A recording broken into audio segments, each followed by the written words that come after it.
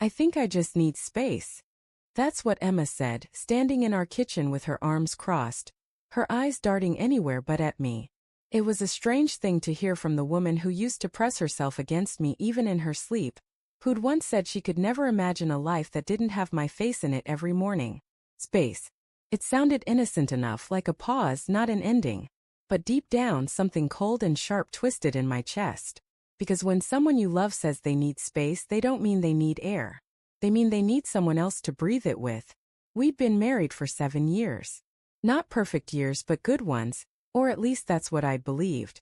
The first few years were full of laughter and road trips, quiet nights making pasta, watching movies, sharing stupid inside jokes. Then somewhere between her late-night work meetings and my growing overtime hours, things began to shift. The silences got longer. Her laughter shorter. She started guarding her phone like it was a state secret. Texts came in with her screen turned away. She used to leave her phone on the counter without a care. Now it followed her everywhere, into the bathroom, to bed, even to the mailbox. When I asked what was going on, she'd smile, that tight, rehearsed kind of smile. Nothing, Liam. You're overthinking again. But it wasn't nothing. You can feel when something is unraveling, even if you can't see it yet.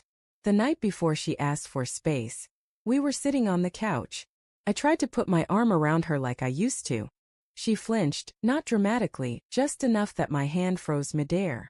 Emma, I said quietly, are we okay? She looked at me like she was searching for a soft spot to land her lie.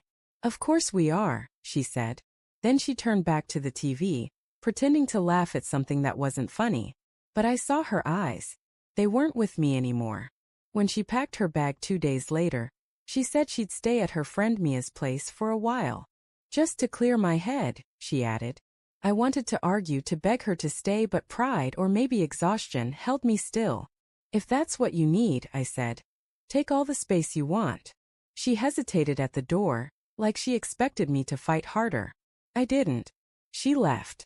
The sound of the door closing was softer than I expected. Almost polite.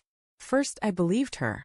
I told myself this was just a rough patch, that maybe some time apart would remind her what we had. But as the days stretched into weeks, little things didn't add up. She stopped answering my calls after 9 p.m. Her texts became shorter, colder, delayed. Mia, when I finally called her, sounded confused. She's not staying with me, Liam.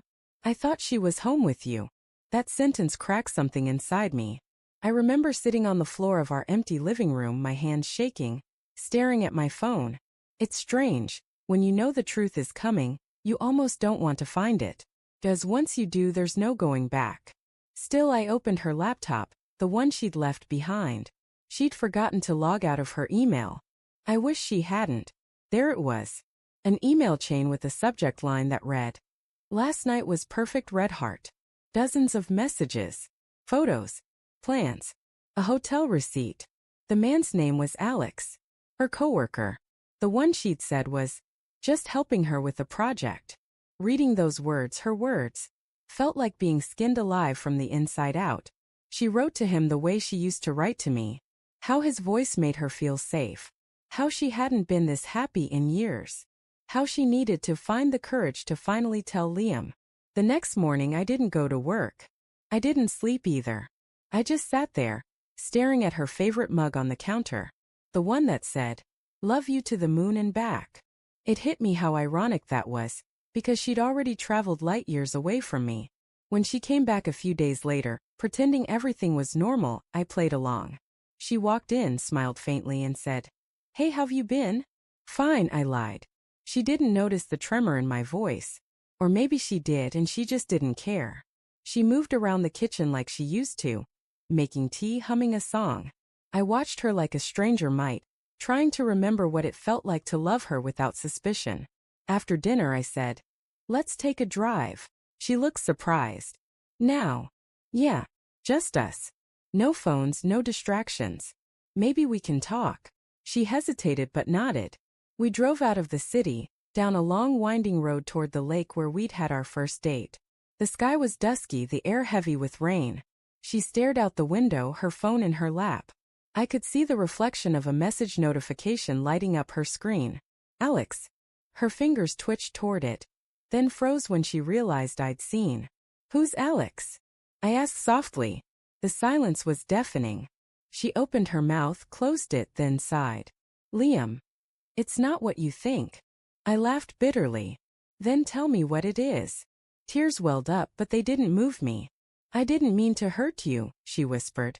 I felt trapped. We stopped being us a long time ago. I gripped the steering wheel tighter. So you found someone else to make you feel alive? I'm sorry, she said, her voice cracking. I just needed space. Space? I cut her off. Right. You got that. We stopped by the lake. The same spot where I'd once told her I wanted to spend my life with her. The irony stung. Rain started to fall, slow, deliberate drops tapping the car roof. I turned to her. Tell me the truth, Emma. Were you ever planning to come back to me? She stared ahead. Her silence was my answer. Something inside me finally broke, but it wasn't anger, it was release. The kind that comes when you realize you've been holding on to a ghost. I reached into my jacket and handed her a small envelope.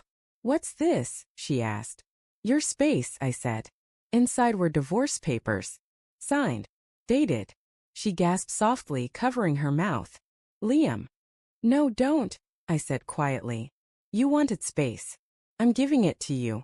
All of it. I drove her back home in silence.